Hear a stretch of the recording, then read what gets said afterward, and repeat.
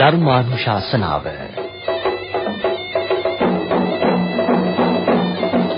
අද ධර්මානුශාසනාව පවත්වනු ලබන දේශිකානන් වහන්සේ පොකුණු විට ශ්‍රී විනයාලංකාරාම වාසී පූජ්‍යපාද කුකුල්පනේ සුදස්සී ස්වාමීන් වහන්සේ.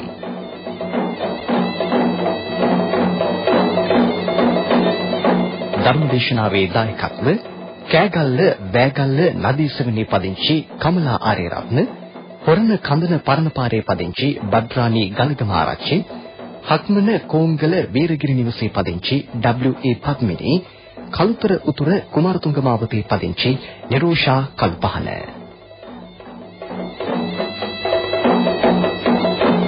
දෙදහස් 11 වසරේ වෙසක් මාස පුරපසළොස්වක පොහොය දිනේට යෙදෙන 2600 සම්බුද්ධත්ව ජයන්තියට අපි අද සිටම පිළිවෙතින් පෙළගැසෙමු. ධර්ම ශ්‍රවණයට පෙර පන්සිල් සමාදන් වීම සඳහා নমස්කාරය කියමු. අවසරයි ස්වාමීන් වහන්සේ.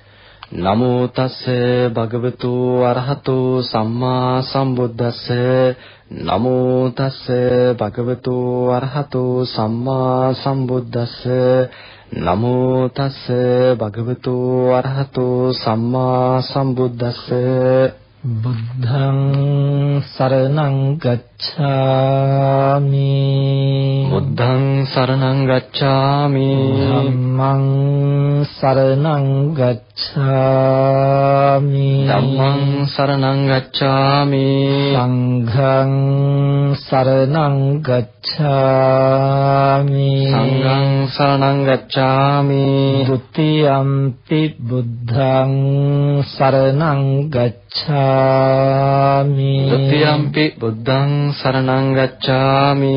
ဒုတိယံ පි ධම්මං සරණං ගච්ඡාමි. ဒုတိယံ පි ධම්මං සරණං ගච්ඡාමි. ဒုတိယံ පි සංඝං සරණං ගච්ඡාමි. ဒုတိယံ පි සංඝං සරණං ගච්ඡාමි. တတိယံ පි බුද්ධං සරණං ගච්ඡාමි. တတိယံ පි බුද්ධං සරණං ගච්ඡාමි. တတိယံ පි ධම්මං සරණං ගච්ඡාමි. တတိယံ පි ධම්මං සරණං ගච්ඡාමි. တတိယံ පි සංඝං සරණං ගච්ඡාමි. တတိယံ පි සංඝං සරණං ගච්ඡාමි.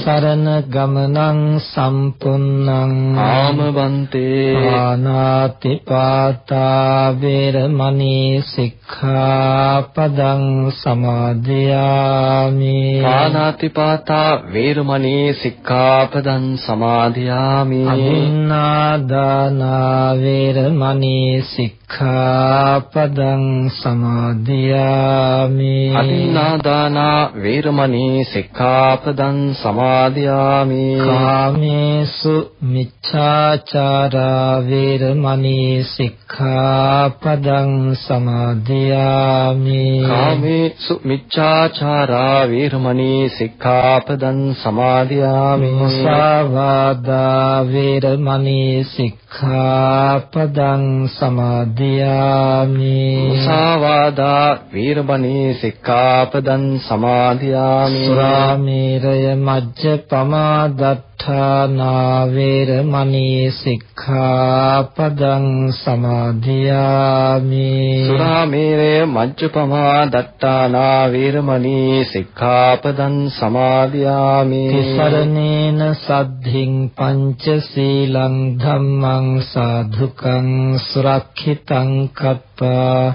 අප්පමාදේන සම්පාදේ තබ්බං. ආමවන්තේ සමන්ත චක්කවාලේසු අත්‍රා ගච්ඡන්තු දේවතා සද්ධම්මං මුනි රාජස් සුනන්තු සග්ග මොක්ඛදං ධම්මස්සවන කාලෝ අයං භදන්තා ධම්මස්සවන කාලෝ අයං භදන්තා ධම්මස්සවන කාලෝ අයං භදන්තා සාදු සාදු සාදු නමෝ තස්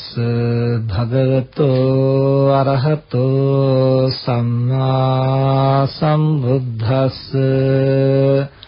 නමෝ තස් භගවතෝ අරහතෝ සම්මා සම්බුද්දස්ස නමෝ තස් භගවතෝ අරහතෝ සම්මා සම්බුද්දස්ස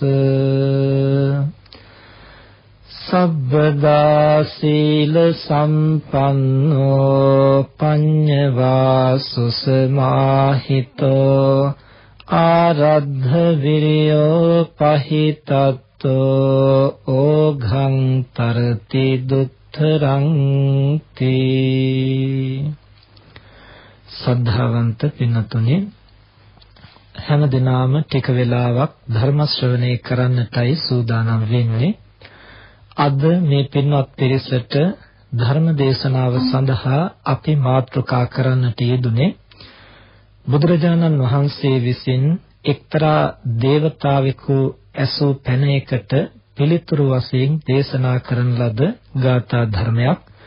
සංයුත්ත නිකායෙහි දේවපුත්ත සංයුත්තේහි චන්දන සූත්‍රයේ ඇතුළත් වෙන ගාථා ධර්මයක්. චන්දන කියන දේවපුත්‍රයා බුදුරජාණන් වහන්සේ හමුවට පැමිණිලා බුදුරජාණන් වහන්සේගෙන් පැනයක් විමසනවා. ස්වාමීනි, බුදුරජාණන් වහන්සේ යට පිහිටන්නට තැනක් නැති, උඩ එල්බ ගන්නට දෙයක් නැති මහා ඕඝයක් වූ මේ සසර කතරෙහි, මේ සසර නැමැති මහා සැඩපහරෙහි නොගිලී නොයිල්පී යම්කිසි කෙනෙක් මේ ඕඝය තරණය කරනවා නම් ඒ කෙබඳු කෙනෙක්ද කියලා පැනයක් විමසුවා. ඒ කියන්නේ යටින් පය ගහන්නට කෙලවරක්, එහෙම නැත්නම් ප්‍රතිෂ්ඨාවක් එහි ඇත්තේ නැහැ. ඒ වගේම උඩින් එල්ලෙන්නට යමක් නැහැ. එල්ලෙන්නට යමකුත් නැති, යට පය ගහන්නට තැනකුත් නැති මහා සැඩපහරක් වූ මේ සසර ගමන යම්කිසි කෙනෙක් ඈතර වෙයිද? ඒ ඈතර වෙන්නට අවශ්‍ය සුදුසුකම් මොනවද කියලයි විමසුවේ. එතනදී බුදුරජාණන් වහන්සේ දෙසූ ගාථා ධර්මයයි අපි අද ධර්ම දේශනාවට මාතෘකා කළේ. සබ්බදා සීල සම්පන්නෝ පඤ්ඤවා සුසමාහිතෝ ආරද්ධ විරියෝ පහිතත්තෝ ඕඝං තරති දුත්තරං. මේ තරණය කරන්නට දුෂ්කර වූ ඕඝය තරණය කරන්නට මෙන්න මෙබඳු කෙනෙක් සුදුසුකම් ලබනවා. කෙබඳු කෙනෙක්ද?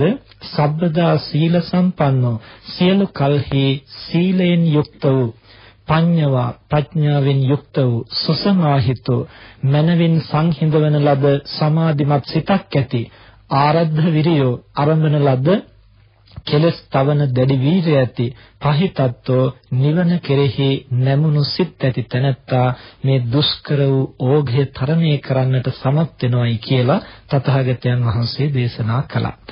අද අපි මේ ගාථා ධර්මයේ මාතෘකා කරගත්තේ මෙහි සඳහන් වෙන සියලුම දහම් කරුණු විග්‍රහ කරන්නට නෙවෙයි. මේ කෙටි ධර්ම දේශනාවක් තුළ අපට ඒ සියලු කරුණු පැහැදිලි කරන්නට අවකාශ නැතත් මෙහි පළවෙනි කාරණය පිළිබඳව පින්තුන්ගේ අවධානය යොමු කිරීමටයි අපි අදහස් කරන්නේ. ඒ කුමක්ද? සීලය නැමැති පළමු කාරණය. තථාගතයන් වහන්සේ බොහෝ තැන සීලය පිළිබඳව දේශනා කරනවා. සීලය පාරමිතාවක් හැටියට, ඒ වගේම මේ සසර නැමැති මහා සැඩපහරින් එතර වෙන්නට ප්‍රධාන සුදුසුකමක් හැටියට තථාගතයන් වහන්සේ සීලය පිළිබඳව දක්වන්නේ. ඉතින් ඒ නිසා අද සමාජයේ බොහෝ දෙනා සීල සමාදාන ආදීෙහි නිරත වෙනවා. සීලය පිළිබඳව නිතර කතා බහ කරනවා. ඒ නිසා අපි කල්පනා කළා සීලය කෙබඳු පරමාර්ථයකින් යුක්ත වෙනවද? ඒ වගේම භව පුරුද්දක් හැටියට, කෙලෙස් නසන්නට උපකාර වෙන ශක්තිමත් මනෝභාවයක් හැටියට, එහෙමත් නැත්නම් පාරමිතාවක් හැටියට අපි කොහොමද මේ සීල ගුණය පුරුදු පුහුණු කරන්නේ කියන කාරණයට පින්වතුන්ගේ අවධානය යොමු කිරීමයි අද මේ ධර්ම දේශනාව තුළින් අපේක්ෂා කරන්නේ. දානය සීලය වගේ කරුණු මාතෘකා කරනකොටම අපි ගොඩක් දෙනෙකුට හිතෙන්නේ ඒවා අපි කවුරුත් දන්න සරල දේවල් බවයි. අපි පහුගිය ධර්ම දේශනාවක දානෙහි පරමාර්ථය කුමක් විය යුතුද යන්න පින්නතුන්ට පැහැදිලි කරලා දුන්නා. එහි බොහෝ දෙනා ඒ පිළිබඳව තම තමන්ට බොහෝ අලුත් කරුණු දැන හඳුනා ගන්නට අවකාශ ලැබුණු බවත් ඒ වගේම ඒ අයට ඒන් බොහෝ පිහිටක් බොහෝ පිළිසරණක් ලැබුණු බවත් සඳහන් කළ නිසාවෙන් ඒ වගේම අද සමාජය තුළ නොඑක ආකාරයේ කරුණු පටලවාගෙන වටහාගෙන ඇති නිසාත් සීලය පිළිබඳවත් පින්නතුන්ට ප්‍රයෝජනවත් වෙන විදිහේ පැහැදිලි කිරීමක් කළොත් හොඳයි කියලා අපි අදහස් කළේ. සීලය පිළිබඳව අපි බොහෝ වෙලාවට එහි ප්‍රභේද, එහි ගුණාංග, එහි ආනිසංස ආදී පිළිබඳව අහලා දැනගෙන තියෙනවා.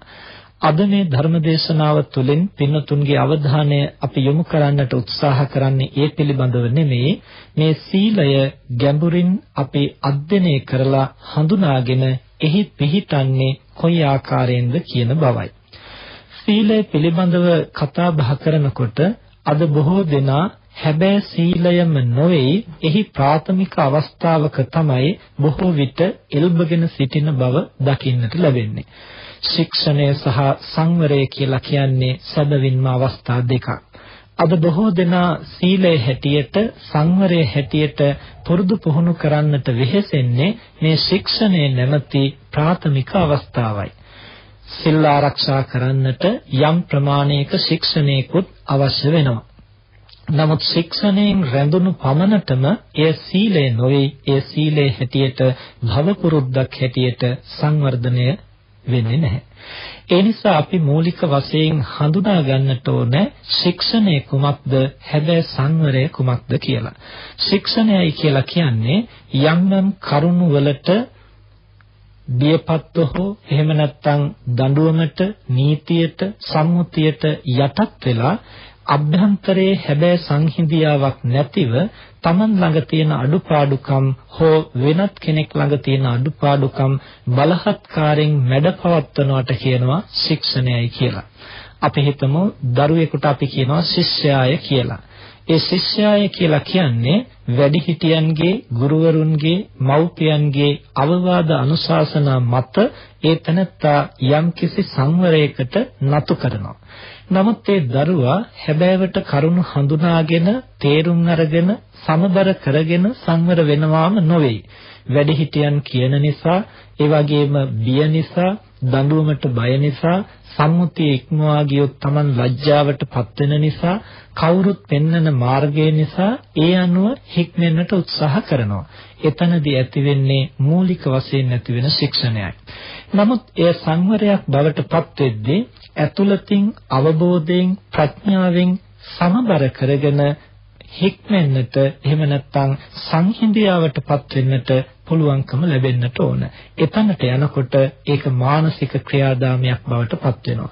අපි සාමාන්‍ය උදාහරණයක් අරගෙන බැලුවොත් හමුදා සොල්දාදුවෙක් යම් යම් ක්‍රියාකාරකම් වලට පුරුදු පුහුණු කරනවා. බොහෝ අවස්ථාවල පින්නතුන් දැකලා ඇති ජනාධිපති මන්දිරයේ ඉදිරිපස ඇතැම් සොල්දාදුවන් එක එල්ලේ යම් දිශාවක් බලාගෙන බොහෝ වේලාවක් ගත නොසොල්වා ඒ ආකාරයෙන්ම රැඳී පවතිනවා. ඒ අය දුටුවහම ඇතැම් කෙනෙකුට හිතෙනවා මේ අය කොයිතරම් සංවරද. භාවනා කළොත්, ගුණධම් වැඩුවොත් මේ අයට නම් ධානයකට, සමාධියකට, සමාපත්තියකට එළඹෙන්නට තරම් මේ අය සංහිඳිලා නේද ඉන්නේ. අපිට මෙහෙම එක්තැනක විනාඩි කිහිපයක්වත් හිටගෙන ඉන්න පුළුවන්ද? එක තැනක වාඩි වුණාම නලියනවා, නොඑක් දේ සිහිපත් වෙනවා, නොඑක් වේදනා කැක්කුම් මතුවෙනවා. ඉතින් ඒ නිසා අපිට වාඩි වෙලාවත් එහෙම නැත්නම් හිටගෙනවත් එක් ඉරියව්වක මෙතරම් වේලාවක් පවතින්නට පුළුවන් කමක් නැහැ. මේ අය නම් මනවින්ම සංවර වෙලා ඉන්නවාය කියලා ඇතන් කෙනෙකුට හැඟීමක් ඇති වෙන්නට පුළුවන්. නමුත් ඒ සොල්දාදුවා පිළිබඳව තවදුරටත් අධ්‍යයනය කරලා බැලුවොත් ඒ අය රාජකාරයෙහි නිරත වෙලා ඉන්න කාල සීමාව තුළ ඒබඳු කායික සංවරයක් පෙනුනට ජීවිතයේ අන් අවස්ථාවල ඒබඳු කායික සංවරයක් ඔහු තුලින් දකින්නට පුළුවන් කමක් නැහැ. ඊට හේතුව කුමක්ද? අර Tamanගේ රාජකාර්ය නිසා, නීතිය නිසා, සම්මුතිය නිසා, ඒ වගේම එසේ නොවුනොත් ඒක Tamanගේ රාජකාරියට කැළලක් වෙන නිසා, ඊට දඬුවම් විඳින්නට සිද්ධ වෙන නිසා ඒ හමුදා සොල්දාදුවා යම් ශික්ෂණයකට නතු කරලා තියෙනවා. ඒ කාර්ය තුල නිරත වෙලා ඉන්න කාල සීමාව තුල එක් ආකාරයකට කායික වාචසික සංවරය පවත්වා ගන්නට. නමුත් ඒ තැනත්තා ඒ කාර්ය කරන්නේ ජීවිතය පිළිබඳව, මනස පිළිබඳව, සසර පිළිබඳව අවබෝධයකින් ඇති කරගත්තු සංහිඳියාවක් තුලින් නෙවෙයි. නීතිය, සම්මුතිය, දඬුවම කියන මේවා පදනම් කරගෙන Tamanගේ නිලය රැකගන්නට ඕන නිසා, ඒ වගේම Tamanට ඒ සඳහා යම්කිසි වැටුපක්, වේතනයක් ලැබෙන නිසා ඒ තැනත්තා ඒ ආකාරයෙන් ඉන්ද්‍රිය සංවරය පිහිටවා ගන්නට උත්සාහවත් වෙනවා. ඒක තමයි අපි මූලික වශයෙන් ශික්ෂණයයි කියලා අදහස් කළේ. මේ ලෝකයේ තුල ජීවත් වෙනකොට අපටත් එහෙම ශික්ෂණය වීමක් අවශ්‍ය වෙනවා. අපායට බිය නිසා, දඬුවමට බය නිසා, නීති රීති, සමාජ සම්මුති වලට බිය නිසා යම්කිසි කෙනෙක් වැරදි නොකොට රැකෙනවා නම්, Tamanගේ කය රැක ගන්නවා නම්, හිත රැක ගන්නවා නම් ඒකත් සීලයේ එක් අවස්ථාවක්. නමුත් ඒක ශික්ෂණය නම් වූ ප්‍රාථමික අවස්ථාවයි. ඒක හැබෑවටම භවෙන් භවයට දියුණු වෙන, සංවර්ධනය වෙන ගැඹුරු මනෝභාවයක් බවට පත් වුනොත් විතරයි සීල පාරමිතාවක් හැටියට භවෙන් භවය දියුණුවට පත් වෙන්නේ.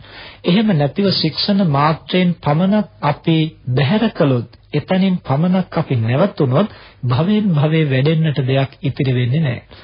අපාය බිය අපට දැනෙන්නේ අපාය ගැන අහලා තියෙන මේ මනුස්ස ලෝකයේදීමයි. යම් කිසි කෙනෙක් මේ මනුස්ස ලෝකෙන් ගිලිහිලා යම් අකුසල කර්මයක් නිසා තිරිසන් ආත්ම භාවයකට එළඹුණොත්, එහෙම නැත්නම් අපායක් ගැන අහන්නට නැති මිත්‍යා දෘෂ්ටික බාහිර ප්‍රත්‍යන්ත ප්‍රදේශයක උත්පත්ති ලැබුවොත් එදාට ඒ තැනැත්තාට පව්කම් වලින් රැකෙන්නට බැරි වෙනවා. එයි මේ මනුස්ස ලෝකයේදී අපාය ගැන අහලා අපාය පිළිබඳව බිය නිසාම ඒ තැනැත්තා සංවර වුණා. අපාය ගැන අහන්නට නැති තැනක උපන්නොත් ඒ තැනැත්තාකින් වැරදි කෙරෙන්නට පුළුවන්.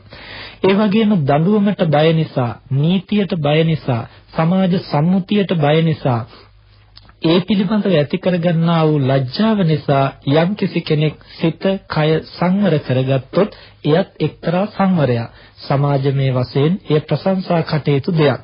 යම්කිසි කෙනෙක් ලෝකයෙන් ලැබෙන අපවාදේ නිසා හෝ එහෙම නැත්නම් දඬුවමට බිය නිසා හෝ වැරදි නොකර ඉන්නවා නම් ඒකත් වැරදි කරන අයට වඩා ප්‍රශංසා කටයුතු කාරණයක් වෙනවා. නමුත් එපමණකින්ම ඒතනත්තා සිල්වතෙක් කියලා හඳුන්වන්නට පුළුවන් කමක් නැහැ. අපි හිතමු යම්කිසි කෙනෙක් වරදක් කරලා ඒ වරදට දඬුවම් වශයෙන් හිරගෙදරට නියම වුණා. හිර කූඩුවේ ඉන්න තැනත්තා ප්‍රාණඝාතය කරන්නට අවකාශයක් නැහැ. ඒ වගේම සොරකම් කරන්නට එහි ඇති දෙයක් නැහැ. බොහෝ වෙලාවට කාමයේ වරදවා හැසිරෙන්නට ඉඩක් නැහැ.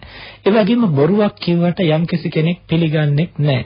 මේ විදිහේ කරුණු නිසා අපට කියන්නට පුළුවන්ද හිර කූඩුවක ඉන්න කෙනා සැබවින්ම පන්සිල් රකින්නයි කියලා. එහෙම කියන්නට පුළුවන් කමක් නැත්තේ ඒ තැනත්තා ඒ පංච දුස්චරිතයෙන්ම වැළකීලා හිටියත් ඒ වැළකීලා ඉන්නේ ඒවට ඉඩක් නැති නිසා විනා හැබැයි අවබෝධයකින් සංහිඳියාවට සංවරයටපත් වෙලා නොවේ. ඒ නිසා මේ සමාජය තුළ යම්කිසි කෙනෙක් දඬුවමින්, නීතියෙන්, සම්මුතියෙන් අපාය බිය දක්වලා නොඑක ආකාරයෙන් මැඩපවත්තලා තිබ්බ පමණින්ම ඒතනත්තා හැබෑවට සංවර වූ කෙනෙක්යි කියලා හඳුන්වන්නට පුළුවන් කමක් නැහැ. නමුත් මම නැවතත් අවධාරණය කරනවා බොහෝ වැරදි කරන අයට වඩා එපමණකින් හෝ සංවර වීම අගය කළ යුතු කාරණයක් වෙනවා. අපි අද මේ කතා කරන්නේ ඒ ප්‍රාථමික අවස්ථාව වෙන ඔබට අපි කොහොමද සීලය සංවර්ධනය කරන්න කියන කාරණේ පිළිබඳවයි. එනිසායි මේ ප්‍රාථමික අවස්ථාව සහ ගැඹුරු අවස්ථාවේ තියෙන වෙනස දක්වන්නටයි මේ කරුණු අපි මුලින්ම ගෙනහැර දක්වන්නේ. ඊළඟට බුදුරජාණන් වහන්සේ දේශනා කරනවා මේ සිල් රැකීම ක්‍රම කිහිපයකට සිද්ධ වෙනවා. ලෝකාධිපතේය තත්ත්වයෙන්, ධම්මාධිපතේය තත්ත්වයෙන්, අත්තාධිපතේය තත්ත්වයෙන් පුද්ගලයා සිල් රකින්නට පෙළඹෙනවා. ලෝකාධිපතේය කියලා කියන්නේ අර අපි මුලින් සඳහන් කළා වගේ අන් අය දැනගත්තොත් මේකෙන් නපුරක් වේවි, ලැජ්ජාවටපත් වේවි, දඬුවම් කරાવી, එහෙම නැත්නම් නිନ୍ଦා ගැරහුම් ලබන්නට සිද්ධ වේවි.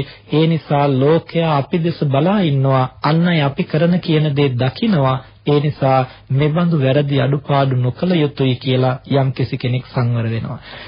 ඒ තරත්තා කය වචන සංවර කරගන්නේ ලෝකයාට මුල් තැන දීලා, ලෝකයාට අධිපතිත්වය දීලා, ලෝකයා සාක්ෂියට තියාගෙනයි Taman රැකෙන්නේ.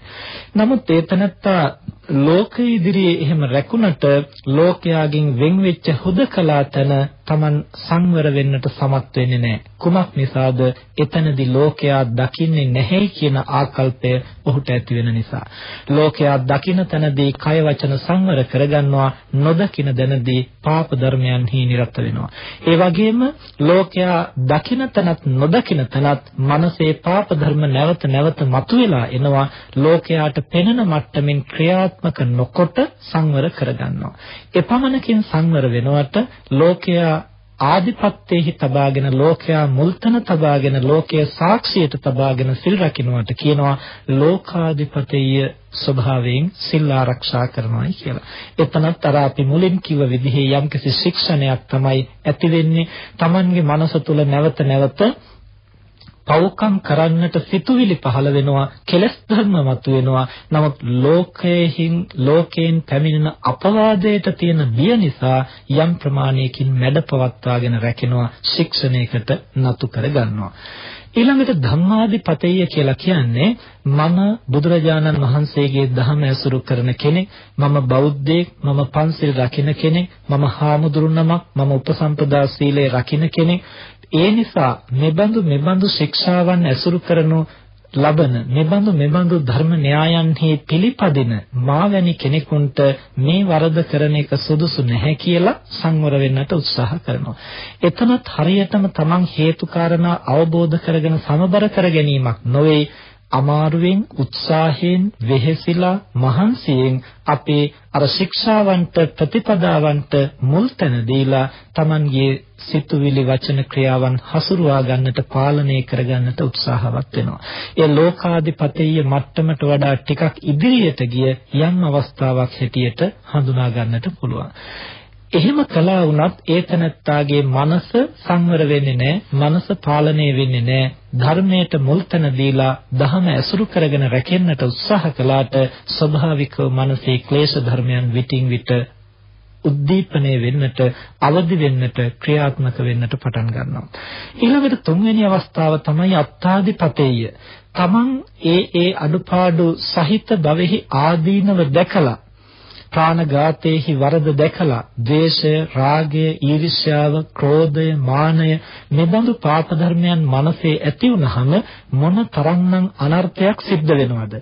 මගේ ඉලක්කයට යන්නට, මම බලාපොරොත්තු වෙන පරමාර්ථය සාධනය කරගන්නට මේ පාප ධර්මයේ මට බාධාවක්. බුදුහාමුදුරුවෝ දෙසූ නිසාවත්, ලෝකයා දොස් කියන නිසාවත් පමණක් නොවේ, මේ මගේ ප්‍රතිපදාවට බාධාවක්, මේන් මගේ ගමන් මඟ කෙලසෙනවා, මේන් මෙපමණ අනර්ථයක් වෙනවයි කියලා හරියට හේතුඵල වශයෙන් දැනගෙන, හඳුනාගෙන, ප්‍රඥාවෙන් තමන්ගේ මනස සංවර කරගන්නකොට අන්න තමන්ගේ ප්‍රඥාවට මුල් තැන දීලා, තමන්ගේ අත්දැකීමට මුල් තැන දීලා, තමන් මූලිකත්වයේ තබාගෙන ඒ තැනත්තා සිල් රකින්න කෙනෙක් බවට පත් වෙනවා. එහෙම සිල් රකින්නට කියනවා අත්තාදිපතේය කියලා. දැන් මේ ඕනෑම කෙනෙක් සිල් රකින්නට පළමුව පෙළඹෙන්නේ මේ ලෝකාධිපතේය ස්වභාවයෙන්. ලෝකයා දොස් කියන නිසා, ලෝක අපවාදයෙන් වැළකෙන්නට තමයි අපි කාය වාග් සංවරය ඇති කරගන්න උත්සාහ කරන්නේ. දෙවනුව අපි ප්‍රතිපදාවට මුල් තැන දීලා ප්‍රතිපදාවෙහි පිහිට ලබන්නට අපි අපේක්ෂා කරගෙන සිල් ආරක්ෂා කරන්න පෙළඹෙනවා. කාලයක් මේ තුල පුහුණු වෙන්න අපට යම්කිසි දෙබිඩි බවක් දැනෙන්නට ගන්නවා. ඒ කියන්නේ ලෝකයා අපවාද කරයි කියලා බියෙන් රැකෙන්නට උත්සාහ කළාට මනස ඇතුලේ පාප ධර්මයන්, ක්ලේශ ධර්මයන් මතුවෙනවා. ඒ වගේම මම මේ ධර්මතාවයේ මේ ප්‍රතිපදාවෙහි පිහිටලා ඉන්නේ කියලා සංවර වෙන්නට උත්සාහ කළාට මනස ඇතුලෙන් නැවත නැවත පාප ධර්මයන්, ක්ලේශ ධර්මයන් මතුවෙවි එනවා. ඇතුළතින් මතුවෙන ධර්මතාවය බාහිරින් මැඩපවත්වන්නට ගිය තැන ඇතුළත සහ පිටත කියන අතරේ යම්කිසි පරතරයක්, ගස්ඨනයක් ඇති වෙනවා. මෙන්න මේ ගැටුම හරියට හඳුනා ගන්නට බැරි වුණොත්, හරියට සමහන් කරගන්නට බැරි වුණොත් ඒ තැනැත්තා එක්කෝ සීල විපත්තියට පැමිණෙනවා. එහෙමත් නැත්නම් අසරණ තත්ත්වයටපත් වෙලා තමන් ගැන ගැටෙන ඒ ප්‍රතිපදාව අතහැරලා දාන ස්වභාවයටපත් වෙනවා. එක්කෝ ප්‍රතිපදාවේ දොස් දැකලා තමන් ප්‍රතිපදාවෙන් ගිලිහෙනවා. එහෙමත් නැත්නම් ඒ ප්‍රතිපදාව බොහොම බරපතලයි, තමන්ට රකින්නට බැහැ කියලා එයින් බැහැර වෙන්නට පුළුවන්. නමුත් යම්කිසි කෙනෙක් ඒ මනසෙහි සහ බාහිර ශික්ෂණය අතර ඇතිවෙන පරතරය හරියට හඳුනා ගන්නට පුළුවන් වුණොත් ඒ පරතරය ටිකෙන් ටික අවම කරගන්නට පුළුවන්. අපට අපේ මනසේ ස්වභාවයත් මේ බාහිරින් ඇති කරන ශික්ෂණයත් කියන මේ දෙකේ අන්තරය යම් දවසක යම් පමණකට අවම කරගන්නට පුළුවන් වුණොත් එපමණට ඒ තැනත්තාට සිල් රැකීම පහසුවක් බවට පත් වෙනවා. අන්න අත්තාදිපතේය தත්ත්වයට තමන් මූලික කරගෙන තමන්ගේ ප්‍රඥාව මුල් තැන තබාගෙන තමන්ම අධ්‍යයනය කරමින් හැබෑවට හේතු සාධක හඳුනාගෙන යම්කිසි කෙනෙක් ගුණධම් වඩනවා නම්, සංවර වෙනවා නම් ඒ තැනැත්තාගේ සීලය ටිකෙන් ටික ස්ථාවර භාවයට පත් වෙනවා. ඒ ආකාරයෙන් මනසින් ප්‍රඥාවෙන් හඳුනාගෙන ස්ථාවර කරගන්නා මනෝභාවය තමයි, ඒ මානසික සංවරය තමයි භව පුරුද්දක් හැටියට නැවත නැවත වැඩෙන්නට ගන්නෙ. ඒ තැනැත්තා අපාගත වෙයි කියලා බිය නිසා නොවේ සිල් රකින්නේ. ඒ තැනැත්තා ලෝකය අපවාද කරයි කියලා හිතාගෙන නෙවෙයි සිල් රකින්නේ.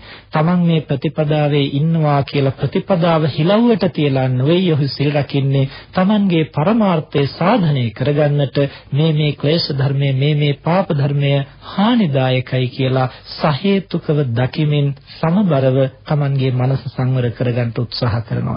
ඒක භවෙන් භවයට හුරුවක් හැටියට, පුරුද්දක් හැටියට වැඩෙනවා. එයයි සීල පාරමිතාව හැටියට භවෙන් භවය වර්ධනය වෙන්නේ.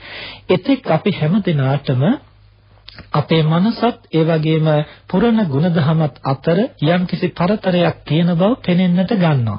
මේක හඳුනා ගන්නට හොඳම අවස්ථාවක් තමයි මිනිසුන් බොහෝ අවස්ථාවලදී නින්දට ගියාම සිහින දකිනවා. මේ සිහින ඇතන් කෙනෙක් සිහින පලාපල වශයෙන් විග්‍රහ කරන්නට උත්සාහ කරනවා. ඇතන් කෙනෙක් ඒවාහි ඇති වැදගත්කමක් නැtei කියලා පැත්තකට වීසි කරනවා. නමුත් ගුණධම් වඩනකොට ඒ ගුණධම් වඩන කෙනාට දකින්න සෑම සිහිනයක්ම සැබවින්ම වැඩදායකයි කියන බව අත්දැකීම තුළින් අපේ ජීවිතය අපි හඳුනාගෙන තියෙනවා. ඒ කුමක් නිසාද? සමහර අය කල්පනා කරනවා සිහින දකිනකොට මනසේ නොඑක ආකාරයේ විකාර රූපී දේවල් පේන්නට ගන්නවා. අපි සාමාන්‍ය ලෝකයේ ජීවත් වෙනකොට බොහොම සංවරව, බොහොම දැමුණු ස්වභාවයෙන් යුක්තව, ඒ වගේම බොහොම ආචාරශීලීව කටයුතු කරනවා. නමුත් හීන දකින්නකොට ඇතැම් වෙලාවට ඒ ආචාර සම්පන්න බව එහි ඇත්තේ නැහැ. ඒ ක්‍රමානුකූල බව එහි ඇත්තේ නැහැ. ඒ පිළිවෙල එහි ඇත්තේ නැහැ. සමහර වෙලාවට එක් දේවල්, අයථා දේවලුත්, ඒ වගේම සදාචාර විරෝධී දේවලුත්, නොයෙකුත් විකාර රූපී දේවලුත් අපේ මනසේ නැවත නැවත මතුවලා එන්නට පටන් ගන්නවා. එතකොට සමහරු කියනවා මම නිකන් විකාර හීනයක් දැක්කා. ඒක කිසි වැදගත්කමක් නැහැ. සමහර වෙලාවට මිනිහෙක් පේනවා. ඒ මනුස්සයා සතෙක් වගේ කියලා හිතුනොත් එතනින් එහාට සතෙක් පේනවා. ඊට පස්සේ ඒ සතාට බය වුණොත් දුවන්නට හදනවා. දුවන්න බැහැ කියලා හිතුනොත් දුවා ගන්නට බැරුව හිර වෙනවා. කෑ ගහන්නට ඕනේ කියලා හිතුවොත් කෑ ගහන්න උත්සාහ කරනවා. සමහර වෙලාවට කෑ ගහ ගන්න බැරි බව පේනවා. මෙන්න මෙහෙම මහා අමුතු විකාර රූපී ස්වરૂපයක් අපි අපේ සිහිනයන් තුළ අත්දකිනවා. ඇතම් කෙනෙක් කියනවා ඒක මහ විකාර හීනයක් කියලා. නමුත් මට නම් හිතෙන්නේ ඒක තමයි පුද්ගලයාගේ මනසේ හැබෑ. අපි මේ ලෝකයේ තුල ජීවත් වෙන්නේ ඇත්තටම අපේ ප්‍රകൃතිය නෙවෙයි. ලෝකයේ තුල අපි ජීවත් වෙන්නේ සම්මුති තුලින් බලහත්කාරයෙන් ශික්ෂණය කරගත්තු ස්වභාවයෙන්. ඒ අපේ යථා ස්වභාවය නොවේ. අපේ යථා ස්වභාවය තමයි බොහෝ දෙනෙක් සිහින දකිද්දී ප්‍රකටව දකින්නේ. ඒ විකාර රූපී බව, ඒ වික්ෂිප්ත බව, ඒ අගක් මුලක් නැති බව, ඒ කිසිම පදනමක් නැති බව තමයි බොහෝ මිනිස්සුන්ගේ මනසේ හැබෑ తত্ত্বය. ඒ හැබෑ తত্ত্বය කිසිම සම්මුතියකින් බාධාවකින් හිර වෙන්නේ නැතුව, බලහත්කාරකමකින් යටපත් කරන්නේ නැතුව සිහින දකිද්දී නිදහසේ નિરાයාසයෙන්ම අවදි වෙන්නට පටන් ගන්නවා. අන්න ඒ తত্ত্বය කොහොමද දිගහැරෙන්නේ කියලා හරියට අපට හඳුනා ගන්න පුළුවන් නම් අපේ මනසේ ඇත්තම తত্ত্বය මොකක්ද කියලා අපට අධ්‍යයනය කරන්න පුළුවන්. එහෙමනම් අපි ලෝකයේ තුල මම ගිහියෙක්ද, මම පැවිද්දෙක්ද, මම අම්මා කෙනෙක්ද, මම තාත්තා කෙනෙක්ද, මම දරුවෙක්ද, මම පාලකයෙක්ද, මේ ආදී නොඑක් සම්මුති මත අපි බලහත්කාරයෙන් ඇති කරගන්නා ශික්ෂණය සහ අපේ මනස තුළ નિરાයාසයෙන් දිගහැරෙන ස්වභාවික తত্ত্বය අතර පවතින පරතරය කොයිතරම් දුරස්තද එපමණකට අපේ ජීවිතය බොහොම ව්‍යාකූල වෙනවා. අපේ ජීවිතය බොහොම වෙහෙසකාරී වෙනවා. අපේ ජීවිතය බොහොම කර්කශ වෙනවා. යම් කෙනෙකුට හැබෑ ජීවිතයේ පවතින ස්වභාවය සහ මේ මනස ඇතුලේ નિરાයාසයෙන් මතුවෙන ස්වභාවය අතර පරතරය ටිකෙන් ටික අඩු කරගන්නට පුළුවන් නම් අන්නේ තැනැත්තා හැබැයි ප්‍රකෘතිමත් පුද්ගලයෙක් බවට, ස්වභාවික සංවරයෙහි පිහිටි පුද්ගලයෙක් තත්ත්වයට පත් වෙනවා. ඒ නිසා යම් කිසි කෙනෙක් විකාර රූපී සිහිනයක් දැක්කොත් ඒක නිකන් ඉවත දාන්න එපා. ඒ ගැන ටිකක් හිතලා බලන්න.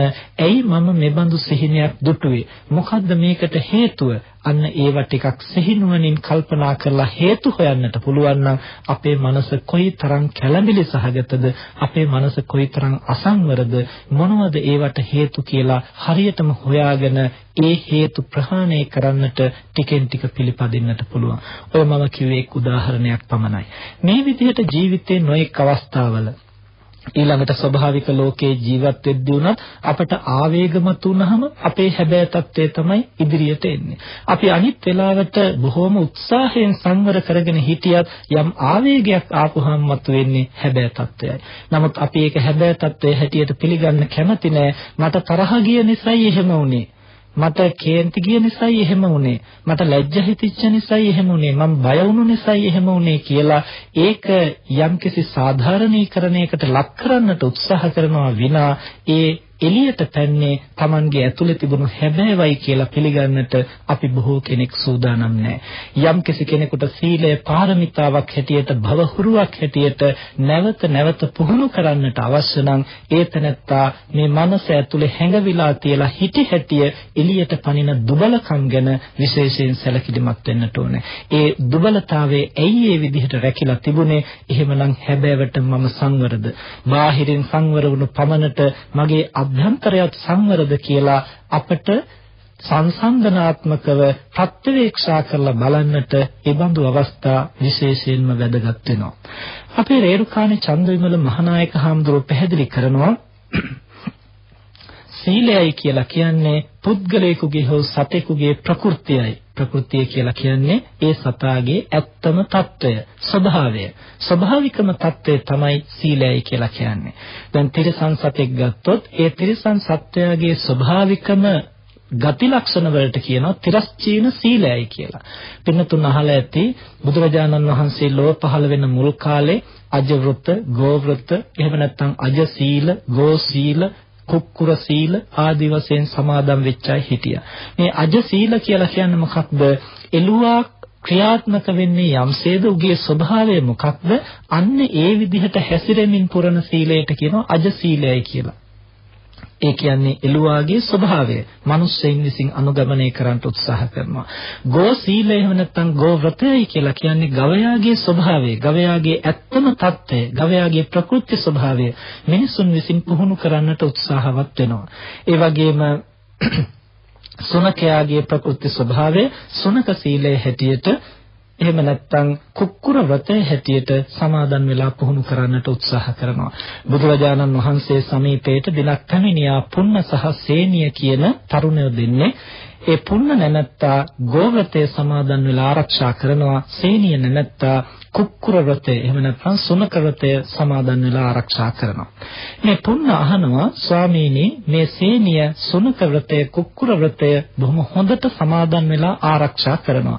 ස්වාමීනි මේ තැනැත්තාට මේන් ලැබෙන ප්‍රයෝජනේ ප්‍රතිඵලයේ විපාකය මොකක්ද කියලා මට පහදලා දෙන්න.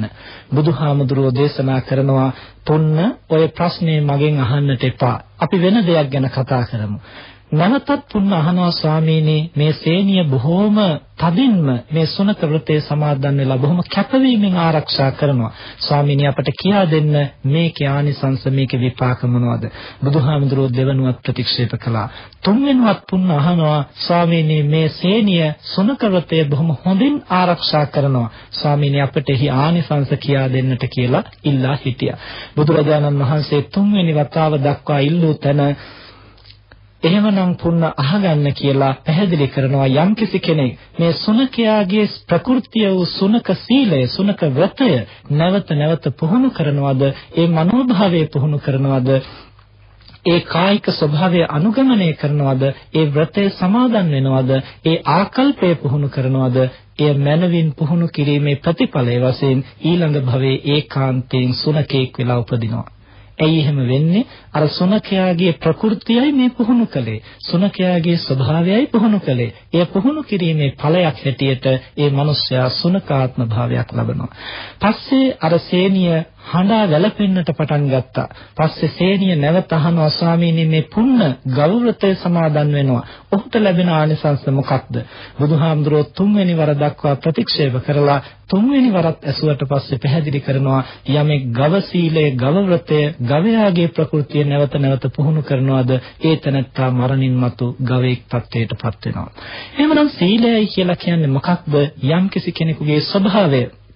මේ මිනිසයා අනන්ත සසරේ තිරස්චීන සත්වයින් හැටියට භව පුරුද්දක් අරගෙන ඇවිත් තියෙන නිසා මනුෂ්‍යාත්ම භාවයක උපන්නත් මිනිසාටත් සත්ත්ව ගති ඒ වගේම තිරස්චීන සීලය හුරු පුරුදු වෙලා තියෙනවා.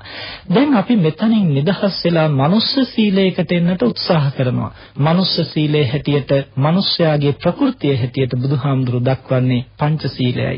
ප්‍රාණඝාතයෙන් වැළකීම, අදත්තාදානයෙන් වැළකීම, කාම මිත්‍යාචාරයෙන්, මුසාවාදයෙන්, මද්යපානයෙන් වැළකීම තමයි මනුෂ්‍යයාගේ ප්‍රകൃතිය, මනුෂ්‍යයාගේ ස්වභාවය. මනස උසස් නම් ඔහු ප්‍රകൃතියෙන්ම මේ පංච දුස්චරිතයෙන් වැළකෙන කෙනෙක්. මේක බලහත්කාරකමින් කරන දෙයක් නෙමෙයි. යම් කෙනෙකුට පන්සිල් රකින්න අමාරු නම් ඒකෙන් අදහස් වෙන කාරණේ කුමක්ද? තමන් තවම මනුෂ්‍යත්වයේ නැමැති ප්‍රകൃතියට පැමිණිලා නැහැ. තමන් තුළ තවම ක්‍රියාත්මක වෙන්නේ තිරස්චීන ගති ලක්ෂණ, සත්ත්ව ගති ලක්ෂණ. ඒ තිරස්චීන සීලයයි තමන් තුළ පිහිටලා තියෙන දීර්ඝ කාලයක් භවයේ. ඒ භව පුරුද්දෙන් නැගී හිටලා මනුෂ්‍යත්වයට පැමිණෙන්නටයි අපි මේ මනුෂ්‍ය සීලේ නම් වූ පංච සීලය නැවත නැවත පුහුණු කරන්නේ. යම් කෙනෙකුට පන්සිල් රැකීම දුෂ්කර නම් ඒක බරක් හැටියට දැනෙනවා නම් කොයිතරම් රකින්නට උත්සාහ කළත් ඒක නැවත නැවත කඩා හිරෙනවා නම් ඒ තැනත්තා හඳුනා ගන්නට ඕනේ මා තුල තවම තියෙන්නේ තිරස්චීන ලක්ෂණයි. තවම මනුෂ්‍යත්වයේ කියන ප්‍රകൃතියට මනුෂ්‍ය සීලයට මට එන්න බැරි වෙලා තියෙනවා. ඒ නිසා හැකිතාක් උත්සාහ කළ යුතුයි මේ ලැබූ මනුෂ්‍ය ආත්ම භාවය තුල මනුෂ්‍ය සීලය නම් වූ මිනිසෙකුගේ ප්‍රകൃති ස්වභාවය, හැබෑ ස්වභාවය පුරුදු පුහුණු කරගන්න. යම් කිසි කෙනෙක් මේ පංච සීලය නම් වූ මනුෂ්‍ය සීලය තුල හරියට පිහිටියොත් ඇතුළත සහ පිටත පරතරයක් නැතිව ඒක බරක් නොවි හරියට එහි පිහිටා සිටින්නට සිහිනෙන් පවා ඒ දුෂ්චරිතයන්හි නොයදෙන මට්ටමට මනසටත් ඒක තහවුරු කරගන්නට පුළුවන් වුණොත් ඊළඟ භවයේ ඒ තැනත්තා ඒකාන්තයෙන්ම පිරිපුන් මිනිසෙක් බවට පත් වෙනවා. ඒක වරදින්නට හේතුවක් නැහැ. බුදුරජාණන් වහන්සේ ජීවමාන කාලේ නාග ලෝකයේ එක්තරා නාග දිව්‍ය රාජයෙක් කල්පනා කරනවා දිව්‍ය සම්පත් හැටියට භුක්ති විඳින්නට පුළුවන් වුණත් නාග ලෝකයේ තිරස්චීන ලෝකයක්. එහි එක්තරා සැප සම්පත් තියෙනවා. නමුත් ඒ තිරිසන් භාවයෙන් මිදිලා නැහැ. ඒ නිසා මෙතනින් ලෙහෙන්නේ කොහොමද කියලා කල්පනා කරනකොට ඒතනත්තා සිතුවා මම පැවිදි වෙලා ගුණධම් වඩන්නට ඕනේ.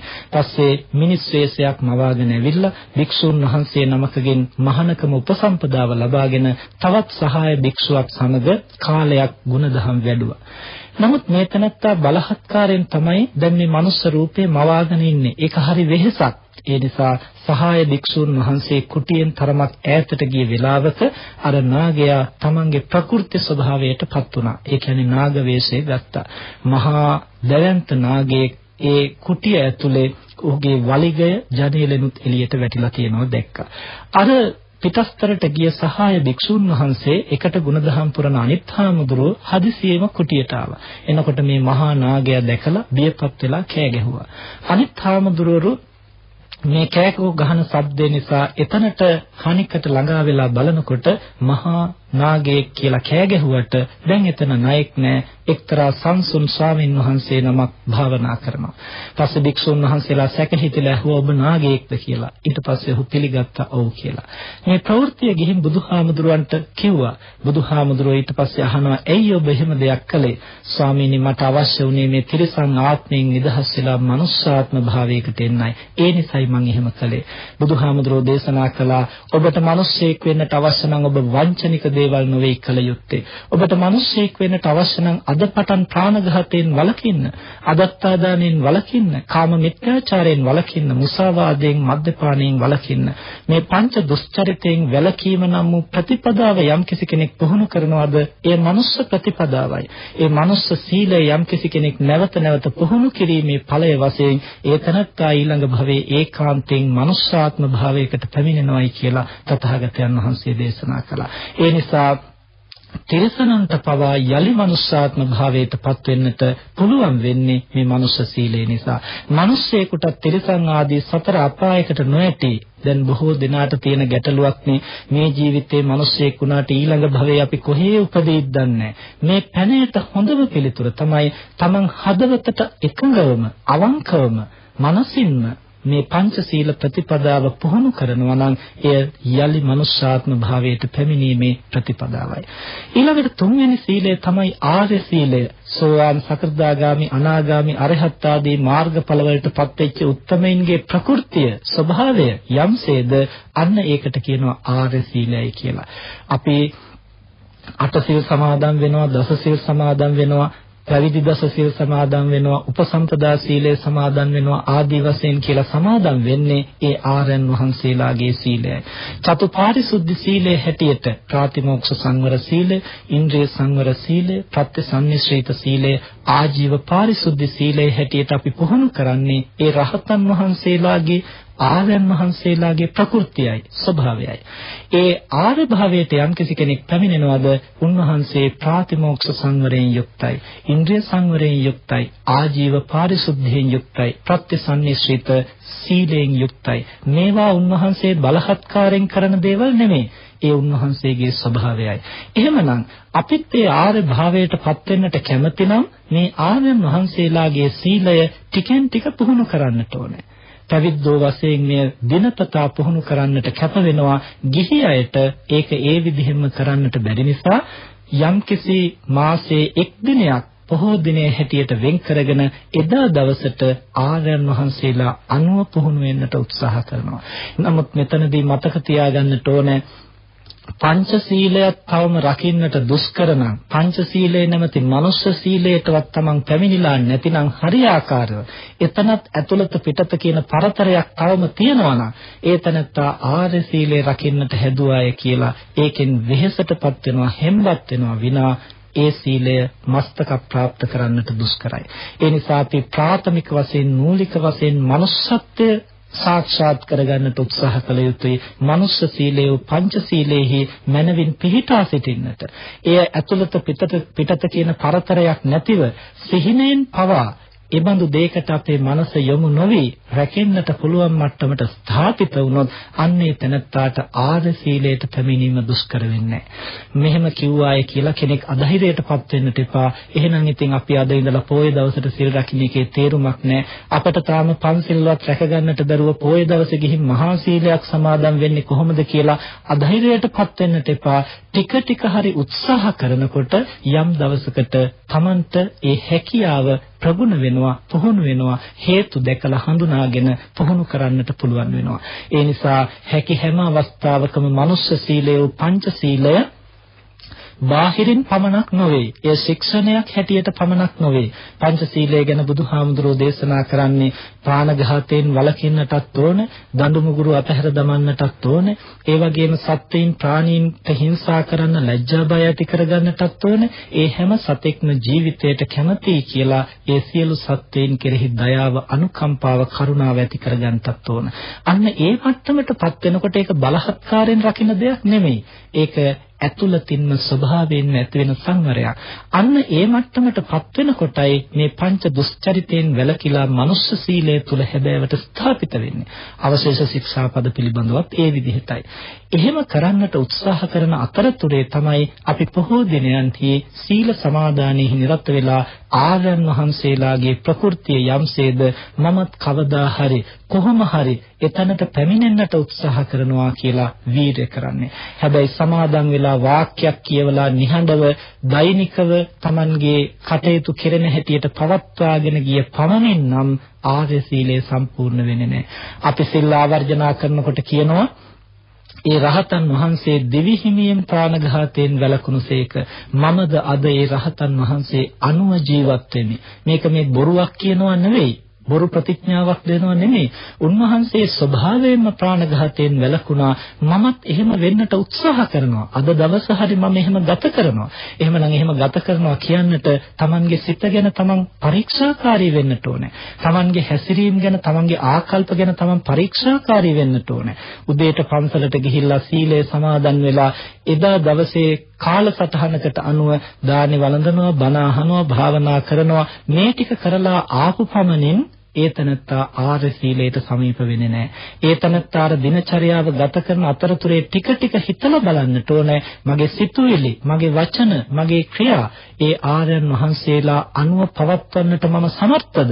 සමර්ථ නොවේ නම් ඒකට බාධා මොනවද? මේ එක දවසකවත් මට එතනට යොමු වෙන්නට බැරි කුමක් නිසාද? ඒකට බාධා කරන හේතු සාධක මොනවද? ඒ ක්ලේශ ධර්මයන් මොනවද? ඒ ඇතුළත සහ පිටත තියෙන පරතරය මොකක්ද? ඒ පරතරය අඩු කරගන්න මම කුමක් කළ යුතුද? අන්න එහෙම සිහි කල්පනාවෙන් සම්පූර්ණ කළොත් ඒ තනත්තාට යම් කලකදී ආර්ය සීලය සපුරා ගන්නට පුළුවන් වෙනවා. මෙන්න මේ විදිහට සෑම සත්වයකටම ස්වභාවයෙන්ම උරුම වෙලා තියෙන්නේ තිරස්චීන සීලයයි. ඒ කියන්නේ සත්ව ගතියයි. සත්වයින්ට හුරු පුරුදු ස්වභාවයයි. මිනිසයා කියන්නේ සත්වයේ දීර්ඝ කාලයක් තිරිසන් ආත්ම භාවයන් පහු කොටගෙන ඇවිත් තියෙන්නේ. ඒ නිසා තිරස්චීන සීලය තමයි බොහෝ මිනිස්සෙයින්ටත් උරුම වෙලා තියෙන්නේ. එතනින් නැගී හිටලා මනුෂ්‍ය ස්වභාවය තුළ ස්ථාපිත වෙන්නට තමයි පංචශීල ප්‍රතිපදාව තුළ අපි නිරත වෙන්නේ. ඒ පංචශීල ප්‍රතිපදාව තුළ මනුෂ්‍යත්වය ස්ථාපිත කරගෙන ඒනුත් ඔබට ගිහින් ආර්ය භාවයට පැමිණෙන්නටයි අපි ආර්ය සීලය පුරුදු පුහුණු කරන්නේ. යම් කෙනෙක් ආර්ය සීලය පුරුදු පුහුණු කරලා ඒ තුල ඇතුළත පිටත කියන පරතරයක් නැතුව එය Tamanගේ හැබෑ ස්වභාවයේ බවට යම් දවසක ස්ථාපිත වෙනවද, අන්නේ දවසට ඒ මිනිස්යාත් ආර්ය භාවයට පත් වුණාය කියලා කියන්නට පුළුවන්. සෝවාන් ඵලයට පැමිණෙනවා, සකෘදාගාමි, අනාගාමි, අරහත් ඵලයට පැමුණුනාය කියලා කියන්නේ ඒ සීලය තුල ස්ථාපිත වුණා.